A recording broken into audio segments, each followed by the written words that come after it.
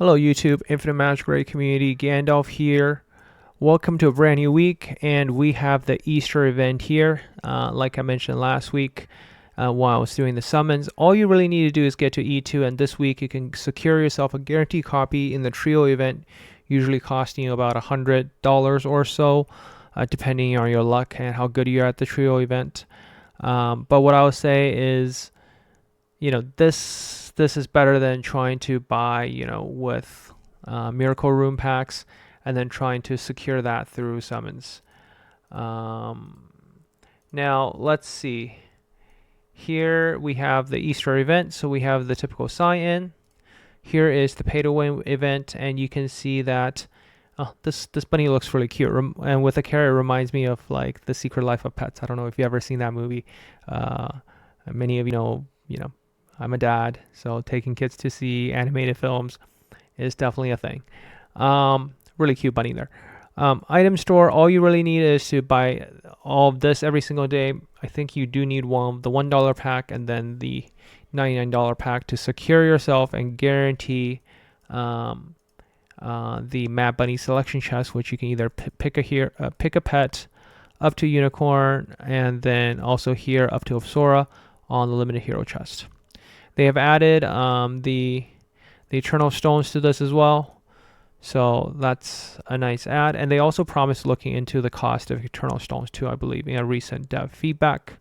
We'll actually take some time to take a look at the dev feedback as well. I think we'll get to that in this video as well. So over here, the Echo Selection chest. You see the Echo Selection chest now includes some of the newer Echoes. Not great, but at least they are now part of it. So there's a couple of really good ones, like Bizarre Flame is very generic, good for mastery and skill damage. We have Paulin's. You can actually use Hung is actually decent, getting effective res. And then whenever you cast active skills, and then you are gaining direct damage, scaling up percentage of your effective res. So if you happen to be using a hero that casts a lot of spells, this is actually a decent generic one, especially if the active skill is targeting one of the allies. So this, in theory, I mean, you don't need to build a lot of effective recs for a lot of the heroes, but in theory, like, you could even use that on Paulin, right? Because most of the skills are targeting allies. Yeah.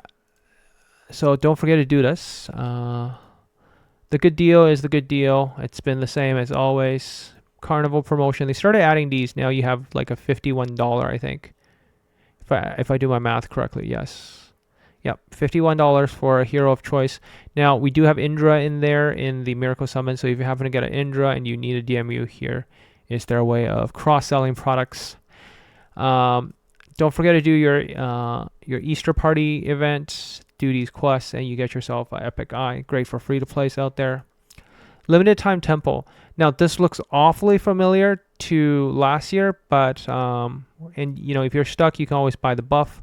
Over here you have that guaranteed legendary dragon eye here.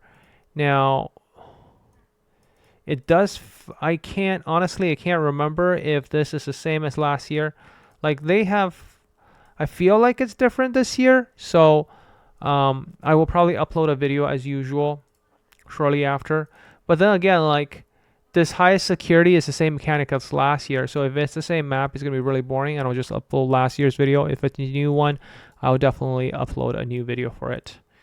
Over here, we have Nicholas Summons, so if you haven't summoned yet and you really want a copy of her, I'll say, for the most part, I think she's definitely proven to be very useful. Drastically increasing people's damage. Let's see, like, you can actually use her on 2 of the bosses actually for Sages of 7 Luli. If you actually look at the ranking yesterday, so you can see all the players are now using it for this boss. I believe it's also good for the bleed one. I'm surprised she didn't make it in here to replace the like of I thought she would have replaced Grace. Like, I actually tried her with Grace, and I did a little bit better than with Grace. Then again, who am I to compare myself against the top player here? Oh, okay, so Iteron is using it, Julian is using it, and they are replacing Grace, as I've suspected. But these two players don't have Oliver, and I know Oliver boosts damage a ton. So if Iteron actually had Oliver in here, I'm pretty sure Iteron would have gotten ahead of Sparg, possibly even weak. So, you know, this is a missed opportunity for them not to think of using Nicolith in here. All right, so there you have it. This is kind of quick overview. Oh, finally the summons this week. So Beatrix is returning. So coming onto Beatrix banner, we have Bophany. All right, so we have Bophany. She's all right, but like all of the other heroes on this banner are really meh. I guess that's them doing, you know, limited hero returning banners. Getting a bunch of useless heroes, but at least the limited hero is worth it, and it is guaranteed within 10 pities. It's a lot of summons, I know, but for free to play, this is kind of your way of getting limited heroes a year after. Now, due to power creep, right? Due to power creep, what I'll say is these limited heroes, as much as they're strong, they're not as strong as some of the new miracle like heroes that are added to the game. So sometimes I feel like, you know, the strategy for newer players, as we notice some of the newer introduced heroes are really, really strong. So you could consider not using miracles for limited heroes, because for you to get to E3, it will take you a really long time saving. And, you know, to grab the limited hero from last year, like Beatrix, I wouldn't say the power of Beatrix is anywhere comparable to, you know, if we look at,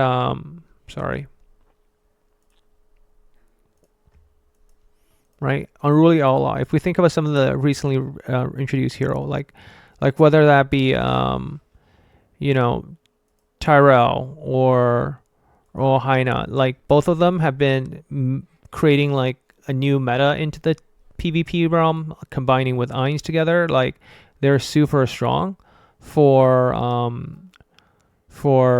actually even, I would say even Rainai and Elise are like almost at the power level of Beatrix, right? And you could get them and you can eye them, while for Beatrix, you know, you could technically get it for free now, but you're using definitely a lot of resources to summon to basically get food at this point.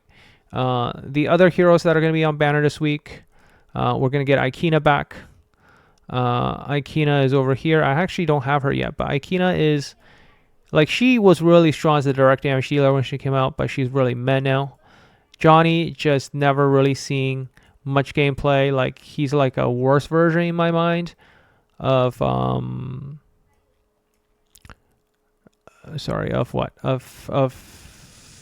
Elec, to transfer basically debuff away from the main target. And after that we have, I think the last hero on it is Adkins. Adkins is alright. Adkins is alright, direct damage dealer. We still see some gameplay from Adkins, but like, it's really quick to see how all these, you know, introduced heroes go from, you know, really strong to meh. And we do know, right? We're already April. Before the end of the year, we'll see actually another faction introduced. So there will be a 14th faction before end of this year. And God knows what kind of power creep we'll see and what kind of mechanic will be released at that point. So, you know, power creep is always there. So, you know, keep that in mind as you plan your hero summons, and really just enjoy whatever the heroes bring to you in the moment. So just live in the moment, and don't worry about pursuing, like, you know, the best of every hero unless you're like a massive whale. So with that, I wish you a lot of fun this week with the Easter event, and following right up will be either in the link in the description below to last year's guide, if I find it is the same content, or a brand new guide to help you get that legendary Dragon Eye. Gandalf out.